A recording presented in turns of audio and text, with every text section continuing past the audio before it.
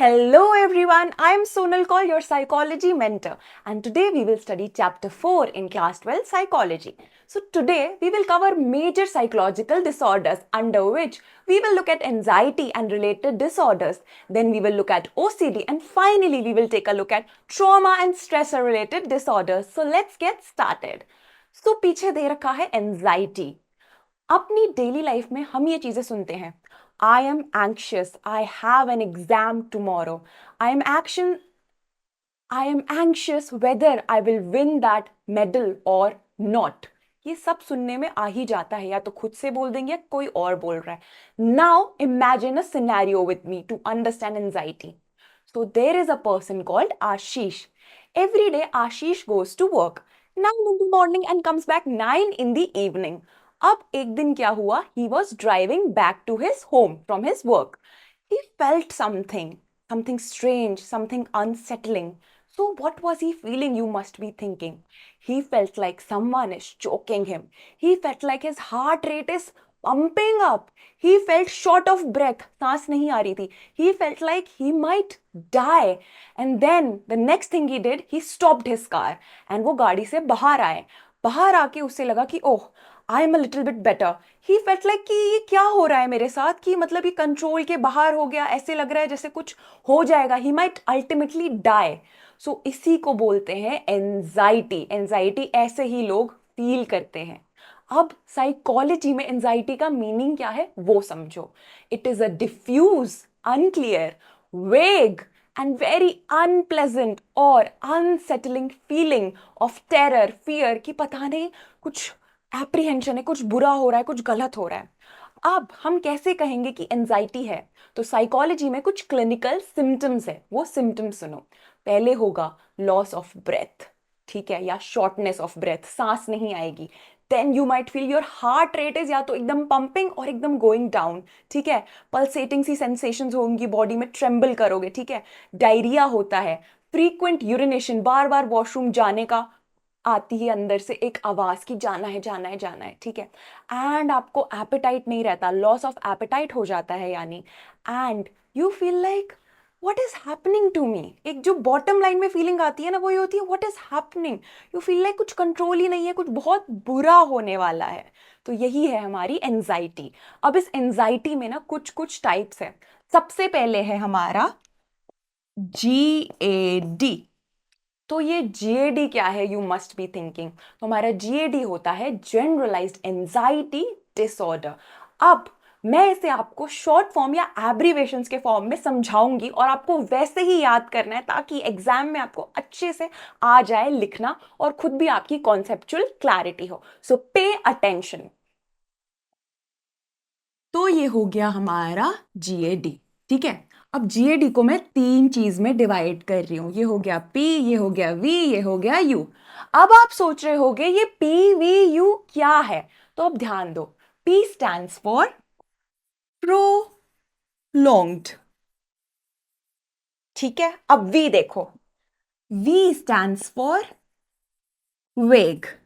And now pay your attention to U, unsettling fear. तो अब इसका मतलब क्या होगा, आप सोच रहे होंगे कि जनरलाइज्ड एंजाइटी डिसऑर्डर होता क्या है. तो होती है एक प्रोलॉन्ग्ड, यानी लॉन्ग टाइम तक एक फीलिंग आती है. वो होती है वेग, यानी अनक्लियर. आपको समझ नहीं आ रहा कि ये इसको इसको बोलूं क्या, क्या लेबल करूं. Which leads to unsettling fear in an individual. तो इसी को कहते हैं जनरलाइज्ड एंजाइटी डिसऑर्डर. अब इसके होते हैं कुछ सिम्टम्स. तो उन सिम्टम्स को भी देखो मेरे साथ, ठीक है. तो इसके हो गए कुछ सिम्टम्स. तो सिम्टम्स को भी मैंने ना बहुत इजी तरीके से डिवाइड किया है. तो यहां पे अच्छे से जो भी बच्चा ध्यान देगा उसे एकदम से याद हो जाएगा. तो सबसे पहले आता है हमारा W, फिर H, फिर M. अब आप सोच रहे होगे WHM क्या है. तो सुनो, W होता है worry, about the future. H होता है हाइपर विजिलेंस. हाइपर विजिलेंस का मतलब जिस बच्चे को पता है उसके लिए बहुत बड़ी ताली. अब आप सोच रहे होंगे ये एम क्या है? एम है हमारा मोटर टेंशन। ठीक है, तो अब इसको ध्यान से मेरे साथ समझो। तो सबसे पहले क्या होगा, एक इंडिविजुअल को होगी worry, worry about the future, क्या होगा क्या होगा, followed by there will be hyper vigilance. Now what is hyper vigilance, you must be thinking. Hyper vigilance होती है जब आप अपने एनवायरमेंट को कॉन्स्टेंटली स्कैन कर रहे हो, out of the worry you are feeling कि क्या कोई थ्रेट है मेरे एनवायरमेंट में, कुछ मुझे हार्म कर देगा। जब कोई इंसान बहुत ज्यादा वरिड है, हाइपर विजिलेंट है, कॉन्स्टेंटली स्कैन कर रहा है अपना एनवायरमेंट, क्या होगा क्या होगा क्या होगा, तो उसके मसल्स ना रिलैक्स नहीं होते। As a result of which वो या तो ऐसे ऐसे करेगा, ऐसे ऐसे सोच में होगा, या अपना फुट टैप करेगा, यानी उसका मोटर टेंशन नहीं है, यानी उसका मोटर टेंशन है। तो यही हो गया हमारा मोटर टेंशन, क्योंकि रिलैक्स नहीं कर पा रहा। कहां से रिलैक्स करेगा जब पूरे टाइम बॉडी फाइट और फ्लाइट मोड में है। तो ये था हमारा जीएडी। अब जीएडी के बाद आ जाता है हमारा पैनिक डिसऑर्डर। अब पैनिक डिसऑर्डर को समझो। यहां पे एक बच्ची है, बच्ची का हाथ अपने हार्ट पे है, एंड शी इज थिंकिंग क्या होगा क्या होगा, she is sweating and she is constantly feeling कि कुछ होने वाला है। अब इसके आगे क्या होगा वो सुनो। पैनिक डिसऑर्डर होता है रिकरेंट एंजाइटी अटैक, मतलब आपको एक अटैक आ जाएगा। ठीक है, अब ये अटैक आ तो गया, बट ये आता कैसे है, क्या इंसान में आपको विजिबली दिखता है, क्या सिम्टम्स होते हैं, तो देखो मेरे साथ।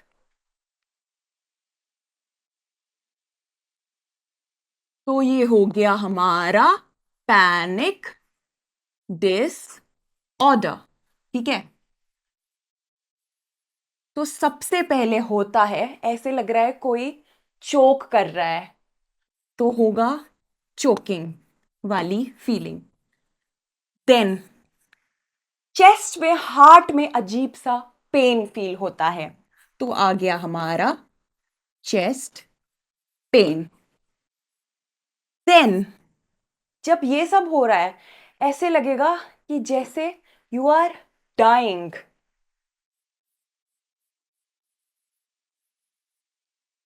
बॉडी में इतनी ज्यादा ये सेंसेशन फील होती है कि डायरेक्टली ऐसा लगता है you have lost control, you are dying. तो यही है हमारा पैनिक डिसऑर्डर। उसके बाद हमारे पास आ जाते हैं कुछ फोबियाज। ठीक है, अब आप ये सोच रहे होगे फोबिया क्या होता है, मैम ने फोबिया तो बोल दिया, पहली बार सुना है लगता है काफियों ने। तो फोबिया होता है अकंपनीड विद योर जीएडी, यानी फोबिया तभी होता है जब किसी इंसान में ना जनरल एंजाइटी डिसऑर्डर कहीं ना कहीं किसी ना किसी लेवल में हो, देन इट फॉलोज और forms into converts into phobia. Now what is phobia, तो समझो मेरे साथ। फोबिया होता है एक इरैशनल फियर। अब इरैशनल का मतलब हम सबको पता है, जो रैशनल ना हो।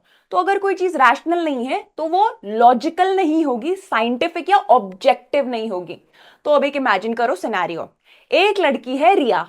ठीक है, एक रोड इमेजिन करो, खाली रोड है, वो उस रोड पे डेली चलती है। ठीक है, बट उसने अपने माइंड में ये चीज बिठा ली है that if I walk on the right side something bad will happen, I might have an accident, या कोई कुछ आ जाएगा, कुछ हो जाएगा। जबकि ये खाली रोड है, यहाँ पे कोई व्हीकल या कुछ नहीं आता, बट उसके दिमाग में ये फियर है, तो वो हमेशा सिर्फ लेफ्ट साइड पे चलती है। तो अब आप खुद मुझे बताओ, क्या ये लॉजिकल रीजन है कि लेफ्ट साइड पे ही चलना है, राइट साइड पे अगर चले something bad might happen? No, इसी को फोबिया बोलते हैं। अब फोबिया के हैं तीन टाइप्स आपके सिलेबस में, उसे हम कवर करते हैं, आ जाओ। तो सबसे पहले आ जाता है हमारे पास specific phobia. Now you must be thinking specific का मतलब क्या है। Specific as the name suggest, कोई पर्टिकुलर इंडिविजुअल ऑब्जेक्ट या इवेंट से जब हम एक फियर एसोसिएट कर देते हैं कि oh this will cause fear, this is something that I am fearful about, तो उसी को स्पेसिफिक फोबिया कहते हैं। जैसे काफी लोग होते हैं, उन्हें ये डर होता है कि अगर एक वो एस्केलेटर में हुए या एनक्लोज स्पेस जैसे कि एक एरोप्लेन में हुए, तो उन्हें लगता है कि कुछ हो जाएगा उन्हें, they might die, so they are claustrophobic.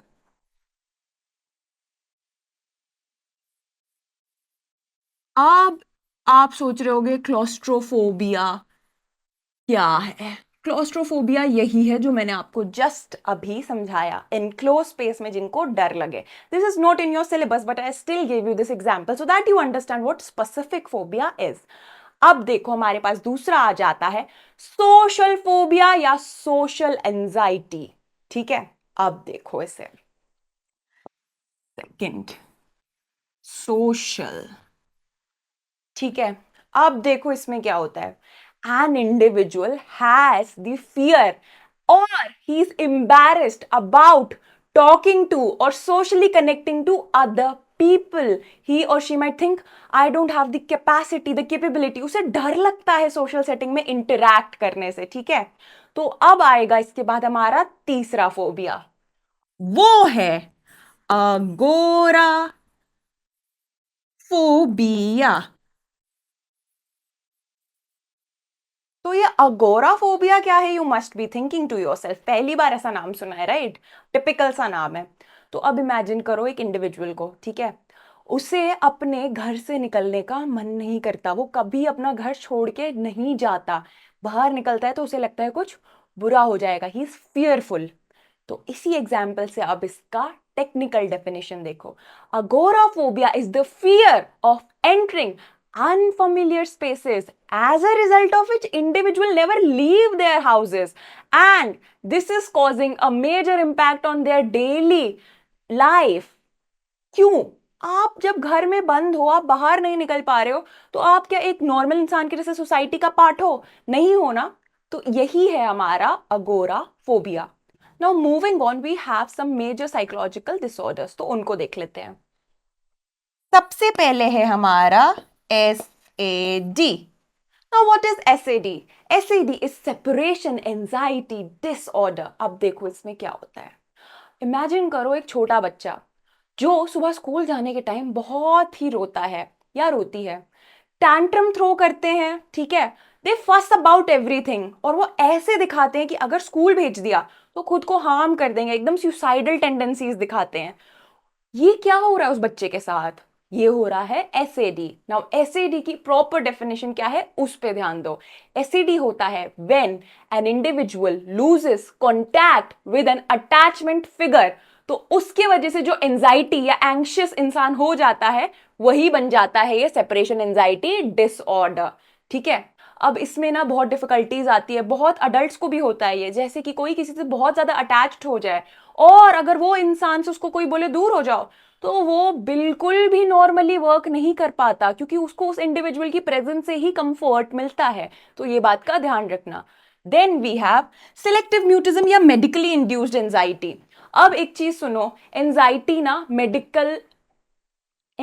ना किसी मेडिकेशन से या ड्रग के अब्यूज से भी होती है. जैसे कि कभी किसी डॉक्टर ने कोई मेडिसिन प्रिस्क्राइब कर दी और उस मेडिसिन का साइड इफेक्ट ये होता है कि आपको एंग्शियस फील होता है, ऐसे लगता है हेड इज स्पिनिंग एंड बहुत पता नहीं क्या हो रहा है. ठीक है, ऑल्सो बहुत लोग करते हैं ड्रग अब्यूज, जो कि बहुत गलत बात है. उसके डायरेक्ट इफेक्ट्स में they feel anxious.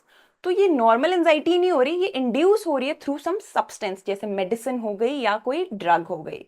Now moving on, we have obsessive compulsive disorders. तो एक सिनेरियो इमेजिन करो मेरे साथ. एक इंडिविजुअल है, सुबह से शाम हर 30 मिनट्स में हाथ धोते रहता है, हाथ साफ है फिर भी धोते रहता है. तो ये देखने वालों को बहुत अजीब लगता है, वो खुद भी परेशान है कि वो इतने हाथ धो रहा है धो रहा है धो रहा है, बट ही और she can not stop from doing that. इसी को OCD कहते हैं. अब इसको ब्रेक करती हूँ मैं आपके लिए सिंपल टर्म्स में. ये हो गए हमारे obsessions. Now what are obsessions? Obsessions होते हैं एक ही चीज के बारे में कंटिन्यूसली सोचना. रिपीटेटिव इंट्रूसिव थॉट्स आएंगे आपके ब्रेन में और ये थॉट्स आपको अनकंफर्टेबल फील करवाते हैं, शेमफुल फील करवाते हैं. अब जब आप कंटिन्यूसली एक चीज के बारे में सोच रहे हो, ये चीज ये चीज ये चीज, then you go on to the next stage where you actually do that task called compulsion. So you repeat that behavior about which you were obsessed in your head continuously, जैसे कि हाथ धोने हाथ धोने हाथ धोने, तो हर 30 मिनट्स में उस इंसान ने हाथ धोए हाथ धोए हाथ धोए। तो यही होता है हमारा ओसीडी। अब ओसीडी से रिलेटेड ना कुछ और डिसऑर्डर्स है, उनको समझो। जैसे कि होता है होर्डिंग। होर्डिंग में क्या होता है, कोई इंसान बहुत सारा फालतू का चीज कलेक्ट कर लेगा, जो बेसिकली दूसरे के नजर में कचरा होगा कि क्या फालतू कचरा, फालतू का वेस्टेज इसने अक्यूमुलेट कर लिया है। तो इसी को होर्डिंग कहते हैं। They are obsessed and they continuously then work on that obsession and do that behaviour of collecting that फालतू आइटम। ठीक है। Then there is trichotillomania. Now what is trichotillomania? So some people are obsessed to a point of picking their body hair, ठीक है? They do it continuously up to a point where they are physically harmed and psychologically distressed. इसी से related आ जाता है excoriation disorder. Excoriation क्या है आप सोच रहे होंगे? सिमिलरली जैसे आप बाल खींच के निकाल रहे हो अपने बॉडी से, आप अपनी स्किन को पिक या पील करते हो और आपको क्या हो रहा है, हार्म हो रहा है, राइट? एंड बहुत ज्यादा डिस्ट्रेस और एंजाइटी भी हो रही है। तो यही है ओसीडी से रिलेटेड कुछ examples. Moving on, we have trauma and stress related disorders. अब मेरे साथ ना एक सिनेरियो इमेजिन करो ताकि आपको ये समझ आए। एक आर्मी का सोल्जर है। सोल्जर गया था वॉर पे, ठीक है? वॉर पे he lost everything. His comrades, comrades कौन, जो उसके साथ वॉर लड़ रहे थे, ही लॉस्ट देम, ठीक है? दे वर एवरीथिंग टू हिम, क्योंकि साथ में उन्होंने बहुत टाइम तक सर्विस दी है आर्मी में। Then he lost the war as well, ठीक है? He was surrounded by blood, weapons and all sorts of negativity. Now, when he comes back to society, he's not able to function at all. Why? Because he has PTSD or post traumatic stress disorder. Trauma का मतलब क्या होता है पहले ये समझो। Trauma होता है एक साइकोलॉजिकल इम्पैक्ट, एक डीप इम्पैक्ट होता है जो आपको नेगेटिवली हैम्पर कर देता है, जिसको ओवरकम करना बहुत मुश्किल है। जैसे कि कोई अर्थक्वेक या नेचुरल डिजास्टर में अपने पेरेंट्स को जब खो देता है तो उसे भी पीटीएसडी होता है, मतलब after the trauma, that is post trauma, जो उसको हैम्पर करता है डेली लाइफ में, जो एक डिसऑर्डर बन जाता है। ठीक है, मैं यहां लिख देती हूं, पोस्ट ट्रॉमेटिक। ठीक है, अब इसका ध्यान रखना है। अब देखो होता क्या है, जब वो इंसान सोल्जर वापस आया, ठीक है, या वो बच्चा जिसने अपने पेरेंट्स को नेचुरल डिजास्टर अर्थक्वेक में खो दिया, उसके साथ होंगे flashbacks about that negative memory, ठीक है, नाइटमेयर्स आएंगे, ठीक है, उसको रेपिटेटिव थॉट्स भी आएंगे उसके बारे में। ही और she will relive that trauma, ठीक है? और जब वो रिलिव करता है ये ट्रॉमा, वो इमोशनली नंब हो जाता है। अब आप सोच रहे होंगे ये नंब का मतलब क्या है? नंब होता है जब वो कुछ फील नहीं कर पाते हैं जो एक नॉर्मल ह्यूमन बीइंग फील कर पाता है। अगर वो खाने की टेबल पे बैठे हैं दूसरे लोगों के साथ, वो पार्टिसिपेट नहीं कर पाते, वो समझ नहीं पाते कि अरे क्या फील करना चाहिए इन दिस मोमेंट, ठीक है? They become numb. Then we have acute stress disorder. तो अब किसी इंसान ने जिसने इतना ज्यादा पेन देखा कि वो उससे उभर या ओवरकम नहीं कर पा रहा, वो एक पोस्ट ट्रॉमेटिक डिसऑर्डर बन गया है, उसने उसको दिया है अक्यूट या ट्रेमेंडस अमाउंट ऑफ स्ट्रेस। और ये हम कैसे देखते हैं कि अरे इसको अक्यूट स्ट्रेस डिसऑर्डर है? तो 3 डेज से लेके 1 मंथ में पता चल जाता है कि अक्यूट स्ट्रेस डिसऑर्डर है। मतलब वो इंसान इतना अजीब दिखने लगता है, उसका स्ट्रेस इतना विजिबल होता है कि वो कुछ पार्टिसिपेट नहीं कर रहा, उसे पता नहीं क्या बोलना है क्या नहीं बोलना है, वो बहुत ही ज्यादा उस पर ऐसा इम्प्रिंट है कि वो विजिबल है। ठीक है, अब जो इंसान ने इतना ट्रॉमा झेला है या हैंडल किया, क्या वो नॉर्मल लाइफ में एडजस्ट कर पाएगा या कर पाएगी? बिल्कुल नहीं कर पाएगी, क्योंकि वो एक अलग जोन से आ रहे हैं और नॉर्मल होने में बहुत टाइम लगता है। तो इसी को कहते हैं एडजस्टमेंट डिसऑर्डर्स। ठीक है, अब ये हमने आज की क्लास में सब समझ लिया है, कौन कौन से डिसऑर्डर्स थे, क्या क्या उनके क्या क्या उनके सिम्टम्स थे, और क्या हम उनको कैसे आइडेंटिफाई करते हैं। ठीक है, अब एक क्विक रिकैप करते हैं हमने आज की क्लास में क्या पढ़ा। तो आज की क्लास में हमने देखे एंजाइटी डिसऑर्डर्स, फिर हमने देखा ओसीडी, फिर हमने देखे ट्रॉमा या stress related disorders. Now let's do a quick quiz to check your understanding. So पीछे ना एक क्वेश्चन है, देखते हैं. Fear of entering unfamiliar places is called. बहुत सिंपल क्वेश्चन है. जिस भी बच्चे ने ध्यान दिया है उसको पता है कि नन ऑफ द अबव तो नहीं है, कंपल्शन नहीं है. अब सोशल फोबिया है या अगोराफोबिया है, तो जिसको भी अच्छे से समझ आया है और जिसने ध्यान दिया था उसे पता है कि इट इज सी अगोराफोबिया. तो इस बात का ध्यान रखना है हमें. Next we have separation from attachment figure is called separation anxiety disorder. Is it true or is it false? बहुत सिंपल डायरेक्ट क्वेश्चन है, एग्जाम्स में भी ऐसे क्वेश्चन आते हैं. इसका आंसर हमें ऑब्वियसली पता है कि ए है, जो कि है हमारा ट्रू. सेपरेशन में जब आपको सेपरेट कर दिया जाता है अपने कॉन्टैक्ट फिगर से, ठीक है. अब एग्जाम पॉइंट ऑफ व्यू से मेरी कुछ बातें सुनो. एग्जाम में आपसे पूछ लेंगे एंजाइटी के बारे में, उससे रिलेटेड क्या डिसऑर्डर्स हैं. ओसीडी के बारे में भी पूछ सकते हैं और ट्रॉमा रिलेटेड डिसऑर्डर्स भी पूछ सकते हैं. तो हमें सारे डिसऑर्डर्स अच्छे से याद होने चाहिए. मोस्टली एंजाइटी तो पूछा ही जाता है एग्जाम्स में और टेस्ट्स में, ठीक है, ध्यान रखना. So that was all for today's class. I will see you in the next lecture.